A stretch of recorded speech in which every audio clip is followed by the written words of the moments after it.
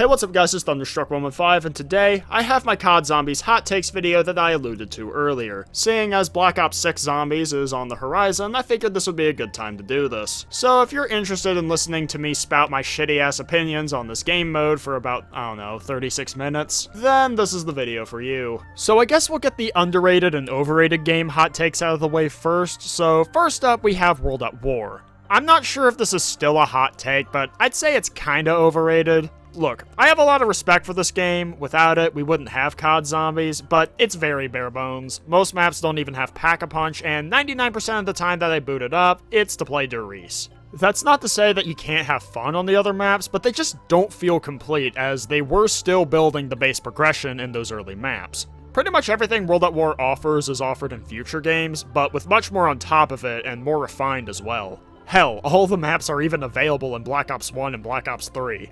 The one exception is Custom Zombies, which is a good reason to get this game on PC, seeing as the only other game with customs is Black Ops 3, and even then, BO3 has a horrible PC port. But if we're strictly talking about official content, World at War just suffers from first game syndrome, where it just gets completely outdone by its successors. So next we have BO1, which I also think is somewhat overrated. Many people say it's the best in the series, but I don't agree for many of the same reasons as World at War. Now, I definitely will boot up Black Ops 1 a hell of a lot more often than I will World at War, and I do think all of the maps feel complete here, but compared to future entries, it's still quite bare bones. Not as much as World at War, but enough for me to prefer many of the future games. Having said that, if I'm in the mood for a simpler style of zombies, this is usually what I'll boot up. Alright, so if you've been on the channel for a while, then I'm sure you already know this one, but I think Black Ops 4 Zombies is actually hugely underrated. In fact, I'd even go as far as to say that it is my second favorite COD Zombies entry behind only Black Ops 3. It's not perfect, you spawn in too powerful, the point system is inferior to the previous one, and the HUD is cluttered, yes, but none of those come anywhere close to ruining the game. Where Black Ops 4 shines is in the maps and content. We got 8 new maps, the most out of any game, and for the most part, they're really good.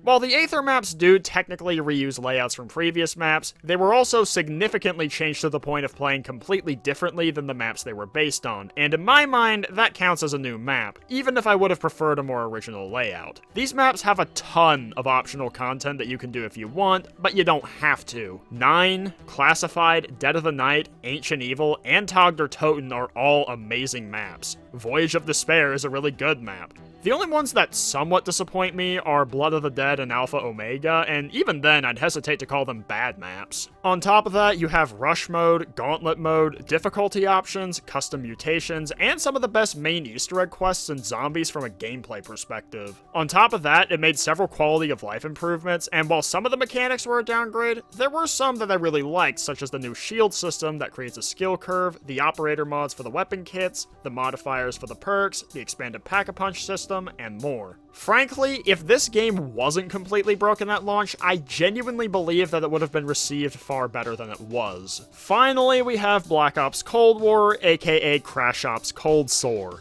Now, this game is generally held in lower regard than BO1, 2, and 3 due to the poor map design and lack of content, which are criticisms that I do agree with, by the way, but people will often label the mechanics of the game as a huge redeeming factor, with some even going as far as to say that it's the best mechanics in all of Zombies, and frankly, I do not see it. This game is way too easy, and the mechanics play a huge role in that. On top of that, I don't even think it fixed many of the issues with BO4's mechanics, and in many cases just made it worse. In BO4, you could take 4 hits when you spawn in, which trivialized the early rounds, but Cold War lets you take 5. BO4 lets you pick from a small handful of guns to start from that are more powerful than something like the M1911, but Cold War lets you spawn in with literally any gun that you want with the exception of wonder weapons. BO4 lets you spawn in with a specialist weapon, while Cold War lets you spawn in with a field upgrade that is just as broken and overpowered. BO4 had a damage-based point system. Cold War now just gives you a flat 90 points per kill or 115 per headshot. BO4 let you carry 2 Wraith Fires that would slowly regenerate, while Cold War has zombies constantly dropping a shit ton of equipment that is capable of one-shotting an entire horde on any round. BO4 had multiple get-out-of-jail-free cards that you could select and create a class, but Cold War has even more, but they're not tied to create a class slots this time around, which makes them even easier to get. You have self-revives, which are no longer limited in the amount that you can get per game, Tombstone, Quick Revive, your field upgrade, and a remote-controlled score streak such as a cruise missile or chopper gunner that you can whip out if you get surrounded, and then all the zombies will just ignore you. Then there's other issues like the Ethereum upgrades leading to power creep, the poorly thought-out weapon rarity system, and the fact that the weapon sandbox is by far the most unsatisfying of all the Treyarch games. At least in Black Ops 4, the maps made up for it, but Cold War not only has only 4 maps, which is quite pathetic, but most of the maps aren't even that good. Dia Machine is mid as fuck, Firebase Z really isn't that much better, Forsaken has some cool ideas but doesn't take them far enough, and Marauder Toten was actually pretty good, but I haven't been able to play it since mid to late 2022 since the map is prone to crashing. Outbreak was a fucking dumpster fire. Being in an open world just does not suit zombies at all. Onslaught was a poor man's version of Rush, and Cranked was a cool idea but lacked polish. Now, despite all of this, I actually did find Cold War to be kind of enjoyable. But it's probably my least favorite of the Treyarch Zombies entries besides maybe World at War. Well, okay. It's my least favorite of the Treyarch Zombies entries that actually matter. Fuck Vanguard and Modern Warfare 3. So now that we have all that out of the way, let's get into some more specific hot takes that I have, which this one has to do with the Gobblegums, and specifically how problematic their inclusion is. I'm specifically talking about Mega Gobblegums here. The classic Gobblegums I don't have an issue with, and I actually think are a pretty cool inclusion. Now, people like to argue back and forth about the Gobblegums being pay to win, which really isn't an argument because, by definition, they are pay to win since you can pay real-world money for liquid divinium that you can use for Gobblegums, which have a significant in-game effect. The only thing you can argue on that front is how damaging it actually is, but frankly, I think that debate is a bit of a red herring. Even if the pay-to-win aspect of the Gobblegums wasn't a thing and you could only earn them through liquid divinium that you earn in-game, I don't think my opinion of them would improve that much because of how game-breaking they still are. Now, the most common defense I'll hear regarding this from Black Ops 3 fanboys is, if you don't like them, then don't use them. Now, if you're strictly playing solo, then sure, you could say this argument kinda holds up. In fact, that's what I do when I play BO3, I only use classics. The second you enter a co-op lobby, however, that argument completely falls apart. Even if I choose to only run classic Gobblegums, or even some of the less powerful Megas, there is absolutely nothing I can do to stop little Timmy from using dozens of overpowered Gobblegums and completely breaking the challenge. Some, like Perkaholic, may only affect the player using them, but what about gums like Shopping Free, which lets someone open up the entire map on round 1? Like, what am I supposed to do then? Just not go through the doors that he opened for some arbitrary length of time? What if he uses Power Vacuum? Even if I go out of my way to avoid picking up any of the power-ups that drop as a result, I guarantee most of my teammates will not have that same reservation, and so I'm still gonna get an avalanche of nukes and insta-kills and max ammos for the next 5 rounds. There are other examples I could list, but I don't want to spend too much time on that. Despite all of that, though, I don't even think that's the worst of it. The worst issue is dashboarding. Black Ops 3 has a system where if the game ends in an abnormal way, such as by the game crashing or losing connection to the server, any Mega Gobblegums you use during the match will be refunded. But players quickly found that if you go to your console's dashboard and close Black Ops 3 from there, you could reliably leave the game and keep your Gobblegums, which, hey, for solo players that use them, that's actually quite nice.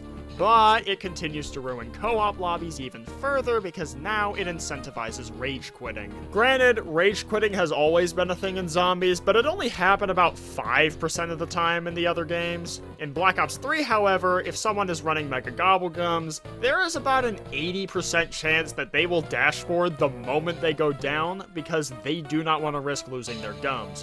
Which, this, combined with the game-breaking effects of the gums, results in co-op play being objectively worse because of their inclusion.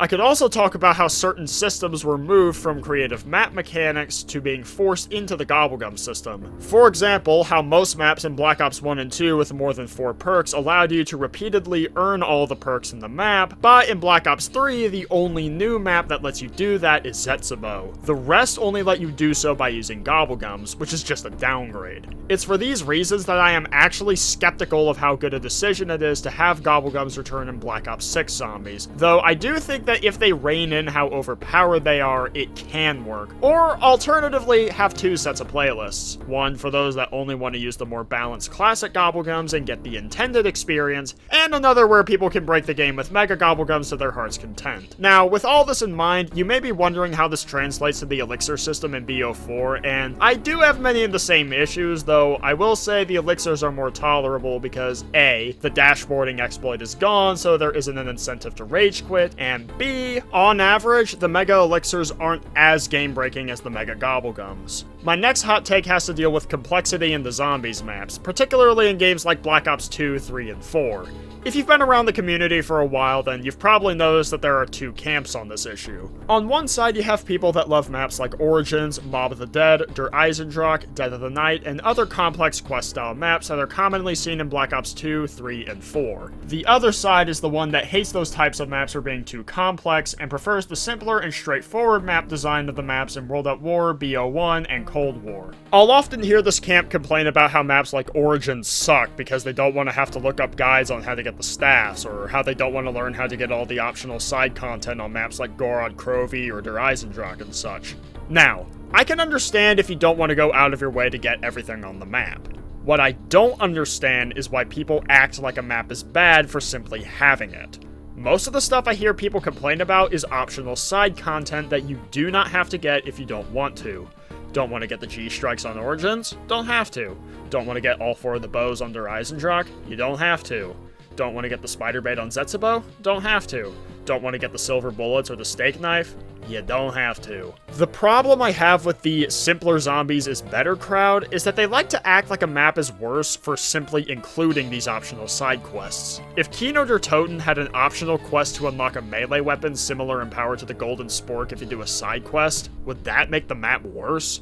For those that don't want to do it, the map would play the same, but for those that like the optional content, it would make the map better for them since there's more to work towards, which in turn helps the in-game progression, which is arguably the best part of COD Zombies. Hell, even as somebody who likes the quest-style maps, there are some that I don't do. I don't get the Savage Impaler on Dead of the Night because I think it's a lot of effort for not so great a reward, but guess what? I just don't do the quest. My experience with Dead of the Night is not made worse by the fact that it exists. Now, having said all that, I do think that the basic utilities should be easy to figure out how to get. Things like power, perks, guns, and Pack-a-Punch. The thing is, most of the maps that I see people complain about have easy-to-solve processes for unlocking them. If you want to play Origins like a Black Ops 1 map, you can. Just turn on all 6 of the generators, and then you have access to Pack-a-Punch. Under Eisendrache, just hold X on all 3 obviously marked Pack-a-Punch locations around the map, and then you have access to Pack-a-Punch. And Voyage of Despair has the exact same process, except there's 4 locations. Even on a map like Ancient Evil in Black Ops 4, where it may be more technically complicated, it's still easy to solve, seeing as the Oracle basically guides you through the process. There's only a small handful of maps where I think the Pack-a-Punch process is actually somewhat obscure to where not all casual players will solve it. Namely, Zetsubo, Dead of the Night, Shadows of Evil, and maybe Mob of the Dead and Blood of the Dead. The rest of them are not difficult to figure out on your own, as long as you're at least somewhat attentive.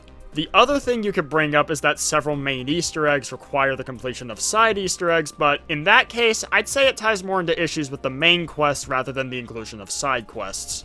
Besides, if you're the kind of person that prefers the BO1 style of simpler maps and doesn't like the more quest-style maps because of their complexity, then I highly doubt that you're the kind of person that does the main Easter egg anyway. Now, that's not to say that I think all simpler maps are bad, but the more complicated maps offer everything that they do, but so much more. I can still enjoy the simpler maps though, as long as they're challenging, but this is why I think Cold War's maps are quite mediocre. The maps have far fewer side quests than BO2, 3, and 4, usually only having a quest for the free Wonder Weapon and the reward crate side quests, but there usually isn't much more than that. It doesn't have optional content and mechanics that the quest-style maps have, and because of Cold War's mechanics, they're not challenging either, which is why I find those maps to be mediocre overall. Next hot take has to do with remasters, remakes, reimaginings, etc.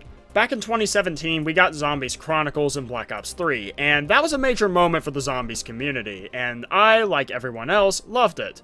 As the years went by though, I found myself not really playing the Chronicles maps as much, instead preferring to play the original versions of the maps. Here's the thing, these maps were designed for the mechanics of the games in which they originated. So when you bring them over to a new game with different mechanics, they don't play as well. The only Chronicles map that I'd say actually plays better than the original is Moon, and that's because they fixed the random flying and low gravity and made the astronaut less irritating. But even then, it's not a zero-sum game either, since the visual design of the lab in the Chronicles version makes the hacker a lot harder to find, which is fucking annoying when the excavator is coming and I need the hacker to stop it. I suppose you could also make an argument for Noct, since the addition of the Wonder Fizz results in a very different experience from World at War and BO1, but the rest of the Chronicles maps just play worse compared to the originals because they weren't made with BO3's mechanics in mind. In some maps like Kino and Ascension, the difference is only marginal, but then you have maps like Shangri-La and Origins, which are significantly worse in Black Ops 3. If you're one of the 230 lucky individuals who actually watched my Shangri-La review back in 2022, you'll probably remember me talking about how it really fucked over that map, turning it from a pretty brutal but fair and fun map in BO1 to a frustrating mess in BO3, mainly because of the hyper-aggressive zombie AI in BO3, the removal of PhD Flopper, and the nerf to the baby gun. Origins also got screwed in Black Ops 3. Even if it is still a pretty good map, it's nowhere near as good as the Black Ops 2 version due to the differences in how the Panzer, the Mud, and the portals work in Black Ops 3, on top of BO3 just being buggy in general, which extends to things like the hit detection on the robot's foot, or the tank sometimes flipping over and killing you at complete random. Shinonuma was never my favorite map in World at War due to its simplicity, but it's even worse in Black Ops 3 because of the differences in how the mud affects your movement and the fact that B-hopping only slows you down even further in Black Ops 3 instead of speeding you up like it did in World at War and Black Ops 1. Personally, if they were to bring older maps back, I much prefer the route that Black Ops 4 took with the Aether maps, or what Cold War did with Noctur and Toten in DM Machine, and makes changes and additions to the map to better suit the mechanics of the new game, rather than trying to faithfully recreate something, only for it to play worse because it was never originally made for the mechanics of the new game. Of course, at that point, however, I just rather than make a completely original map, but if they are gonna bring them back regardless, I'd rather the changes to make it play better with the new mechanics. Now, that's not to say that I think that Zombies Chronicles is completely worthless. What I will say about it is that it is a damn good deal in terms of bang for buck if you want Zombies content, because getting the originals is quite expensive since Activision still won't lower the damn prices of their older games and DLCs.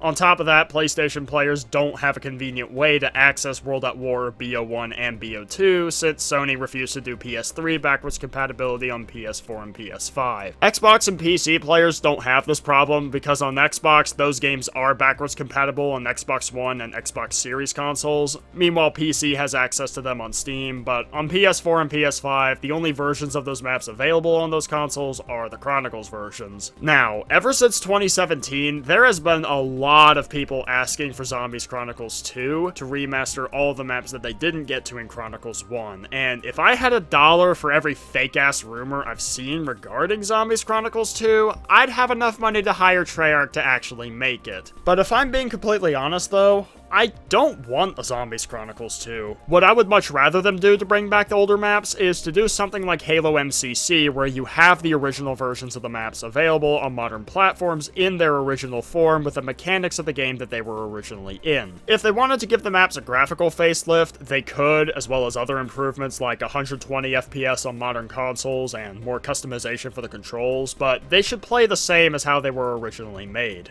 This would make it available on modern PlayStation consoles and make them available for a more reasonable price, but of course that's probably just a fever dream of mine. I highly doubt it's gonna happen like that. The next hot take has to deal with main Easter egg quests and how I think most of them are just deeply flawed. The problem is that COD Zombies is built around surviving endless hordes of zombies while trying to progressively make yourself more powerful so you can more effectively fight them, and the mechanics are built around this idea. The problem though is that the way most Easter egg steps are designed are completely divorced from those mechanics. So many times you'll be asked to hold the last zombie while you run around the map holding X or square on random objects, doing some boring ass puzzle, or just some other miscellaneous busywork, and that's why I don't bother replaying most main Easter eggs.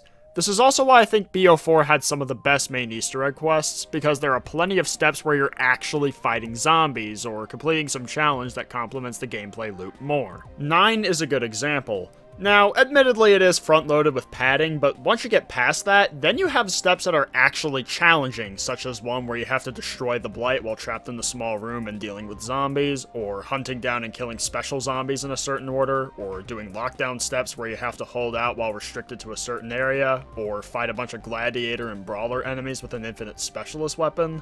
Shadows of Evil in Black Ops 3 actually has one of my favorite Easter eggs in that game, despite the fact that you can only finish it with 4 players. The first 3 steps are tied to progression, and then you have the Defend the Flag step, which is actually pretty challenging and complements the gameplay. You then have a boss fight, and then there's the 4-player step where you have to contend with a shit ton of Margwas while also being aware of the poison effect that the Shadow Man can inflict upon you. I would much rather main Easter eggs in the future be focused more on steps like these, because it's much more engaging than something like shooting bones on Revelations, waiting for the excavator on Moon, holding extra square on some bells of no significance on Buried, running around shooting sparks of no significance on Der Eisendrache, or lugging around golden spheres on Die Machine. Now, this take is mainly focused on main Easter eggs. Well, obviously, it would be better if side Easter eggs were also more intrinsically satisfying. At the same time, it's not gonna kill me if they aren't too engaging in and of themselves, seeing as they're much shorter and usually only exist to give a reward of some kind. But main Easter eggs definitely need to be intrinsically satisfying since they're much longer and people will often dedicate their entire run to it. And unfortunately, the majority of main Easter eggs in COD Zombies just aren't all that intrinsically satisfying, at least not from a gameplay perspective. Alright, this next hot take was actually something I considered making a standalone video on, but I figured it would be better to just throw it in this video, and it has to do with the general sentiment I see regarding the atmosphere of these games and more specifically the themes of horror. I will often see people around the community saying that COD Zombies used to be scary back in the older games, and while the exact cutoff point changes from person to person, usually most people will say that the last time Zombies was scary was sometime between the end of Black Ops 1 and the early maps of Black Ops 2, and I almost never see people say that anything past Mob of the Dead was true to a horror theme. This shift away from horror is often framed in a negative context by members of the community, and they usually express their desire for COD Zombies to be scary once again. Here's where my hot take comes in. I do think that COD Zombies tried to be scary in the beginning, but I think that A, it didn't really work out,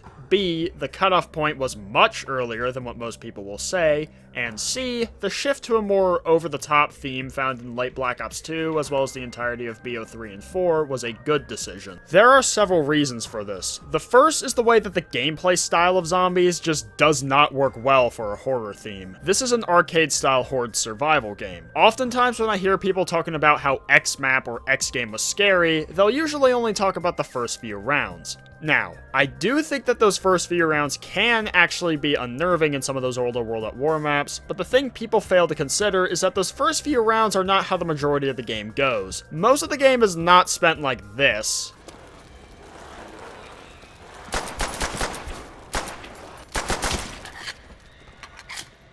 Instead, most of the game looks more like this.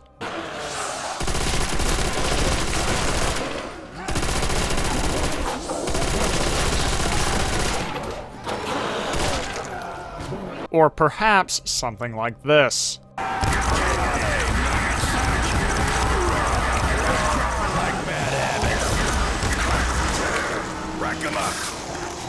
Once you get past round 5 or so, the zombies are constantly pouring in from multiple angles except for the 10 seconds that you get between rounds. When you're constantly focused on fighting, it doesn't really leave room for the player to let the creepy ambience affect them. This is why a lot of survival horror games won't have you constantly fighting all the time. In a game like Dead Space, for instance, the entire game is not spent mowing down necromorphs. You also have significant chunks of time where you're wandering these dark and dingy corridors of a rundown ship, scavenging for ammo and supplies. These periods of downtime lets the player take in the creepy atmosphere, and then you have the necromorph suddenly break out of a vent or around the corner and you're immediately thrust into high-intensity combat. This then leaves you constantly guessing where and when the next necromorphs are going to show up during these periods of downtime. They can even show up in certain moments where you think you're safe, but then Dead Space will on rare occasions throw a necromorph at you just to fuck with you and make you feel tense and unsafe. In COD Zombies, on the other hand, you know that you're safe during the 10 seconds between rounds, and the rest of the time you're focused on the constant high-intensity combat. The game doesn't really play any sort of tricks to mess with your head. You're not left wondering if zombies are going to show up at any given time, because you will always know the answer to that question, meaning there really isn't much tension here. Even though the first few rounds of Nocturne, Toten, and Verrückt are pretty creepy, the constant non-stop action once the game gets going kills the creepy atmosphere. This brings me to what I said about the cutoff point being earlier than what everyone else claimed. The real moment that this stopped going for horror was Shi no Numa back in World at War.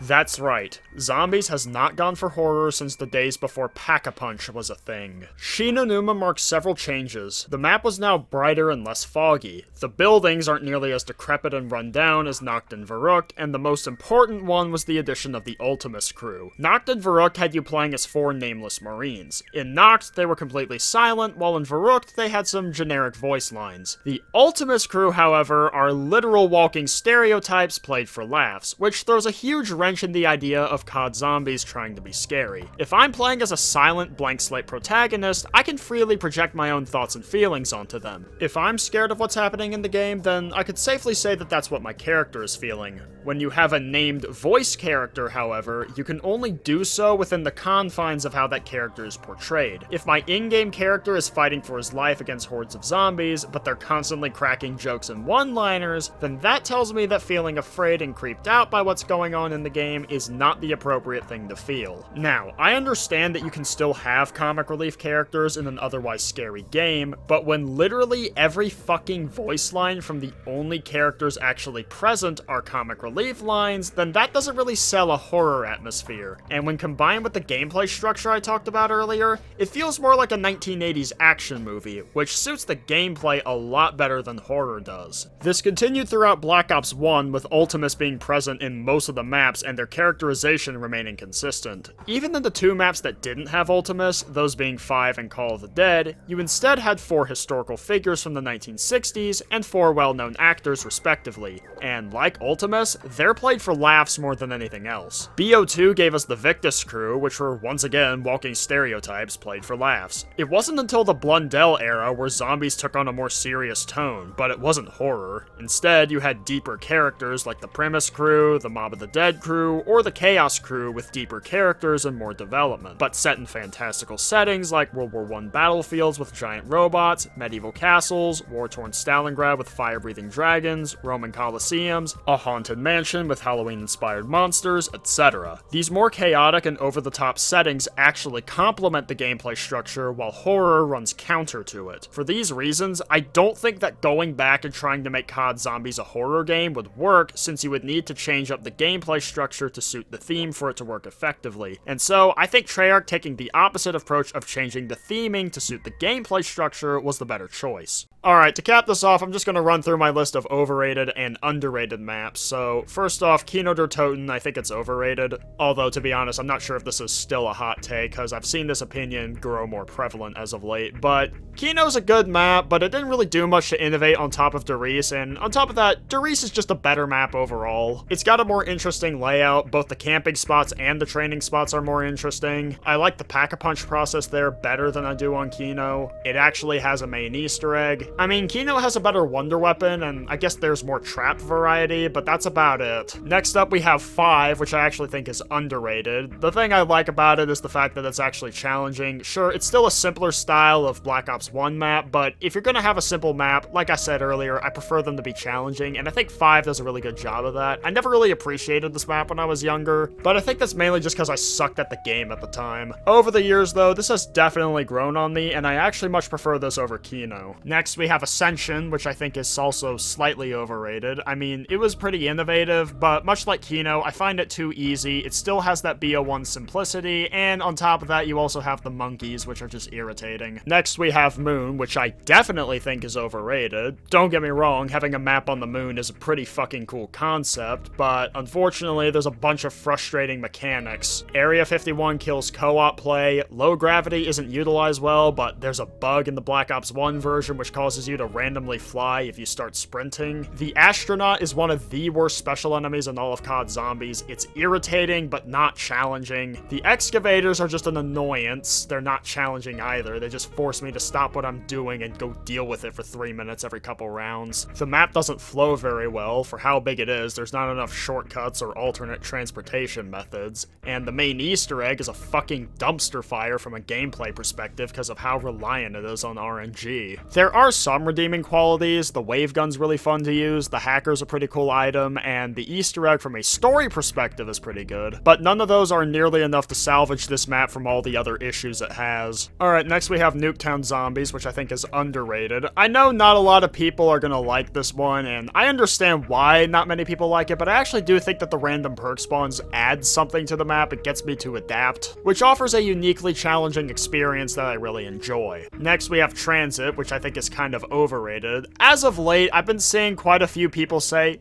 Transit wasn't all that bad. I think it was actually kind of a good map that was just misunderstood at the time. No, it wasn't misunderstood. The map has so many issues with it. It doesn't flow well. The Pack-a-Punch quest sucks. The jet gun sucks. The lava sucks. The denizen sucks. The buildables suck. Traversing this map in general just sucks. There's not enough wall guns. The map as a whole is just too empty. I could go on and on. Like, trust me. I do have nostalgia for this map, and I understand that the past few COD Zombies entries have been disappointing, but that doesn't mean this map is suddenly good. Trust me, it's not. Next, we have Dire Eyes, which I actually think is kind of underrated. Y'all gotta hear me out on this one. I agree, it has a ton of issues. However, if you think about it, most of those issues only really apply when traversing the map. Once you get set up and you can pick a place to stay to either camp or train, most of them cease to become relevant. And on top of that, the Sliquifier is actually really fun to use. Once it gets set up, it offers a nice simple survival experience that's pretty akin to the maps in Black Ops 1. Of course, the maps in Black Ops 1 don't have anywhere near as irritating of a setup process, so I do think those maps are better. I just don't think Dire Eyes is quite the irredeemable dumpster fire that most people make it out to be. Next, we have Zetsubo no Shima, which I think is incredibly underrated. Now, if you're a really casual player who despises looking up guides for things,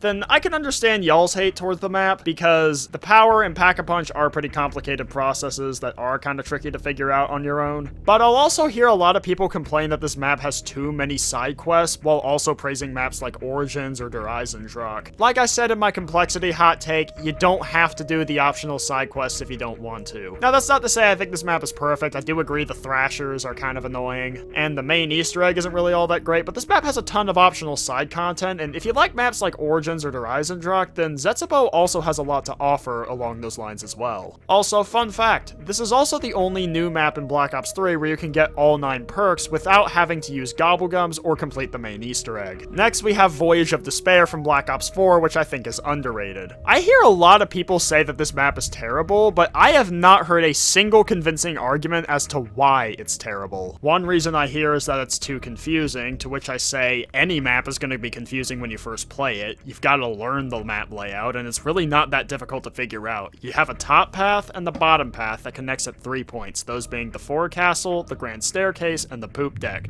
Below the forecastle is the cargo hold, and below the poop deck is the engine room. It's not that difficult to learn. The next complaint I often hear is that there are too many special enemies, to which I say it is perfectly manageable as long as you're at least somewhat attentive and can prioritize targets correctly. And if anything, the special enemies make the mode more engaging because you're not just shooting the same zombies over and over. There is actually a little bit of decision making here in the heat of combat itself, which is really nice. The third one that I hear is that the map is too tight, and while this map is certainly pretty tight, that's because the map is meant to be more challenging. It's kind of the same principle as something like Verrückt or Shangri-La. If it wasn't an issue there, then it shouldn't be an issue here. And the last one that I commonly hear is that the Easter egg isn't all that great, which, to be honest, I actually do think that one's a fair criticism. However, is it really something that you should judge the entire map off of? I mean, I guess if you mainly play COD Zombies Zombies for the main Easter eggs, then sure, I guess. But the thing is, I know for a fact most of y'all are not doing the main Easter eggs.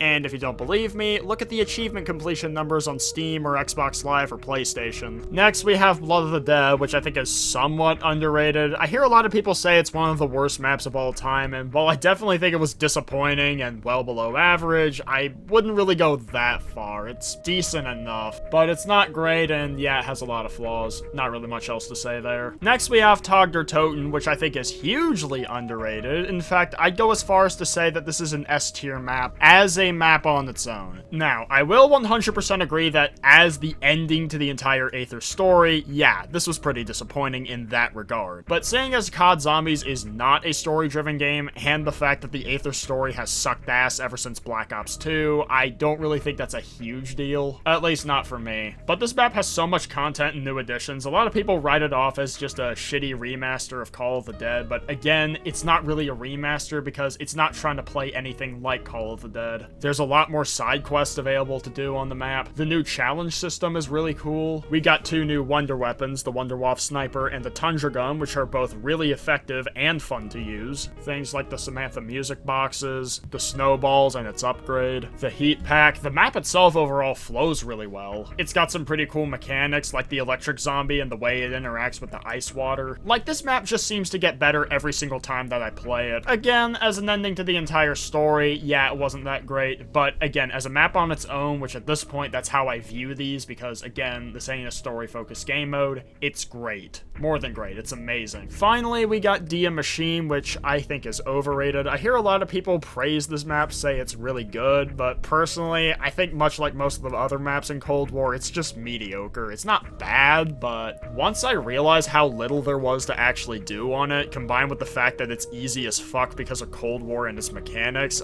I just quickly lost interest in this map. I like the idea of the wonder weapon on it, the Die Shockwave. It's basically like the Spectral Shield from Blood of the Dead, but in the form of a gun, but it taps out way too quickly. Meanwhile, its upgrades just aren't all that exciting, and outside the wonder weapon and its upgrade quest, there really isn't much else to do on the map besides basic survival, which, like I explained earlier, is not all that interesting because it's so incredibly easy due to Cold War's shitty mechanics. And those are my hot takes on Call of Duty Zombies, so what do y'all think of them? Do you agree? Do you disagree? Do you have hot takes of your own that you want to share? Let me know in the comments. Anyways, that's going to be about it for this video. If you enjoyed, make sure you hit the like button and subscribe for more, and tell me what you thought of this video. Anyways, that's it.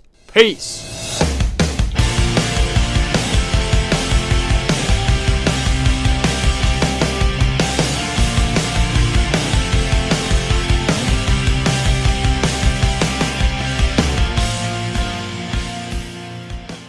Hold on, I almost forgot to give you my hottest COD Zombies hot take. And that is, the real best COD Zombies game is Black Ops on the DS, baby! Yeah, this is what peak Zombies looks like.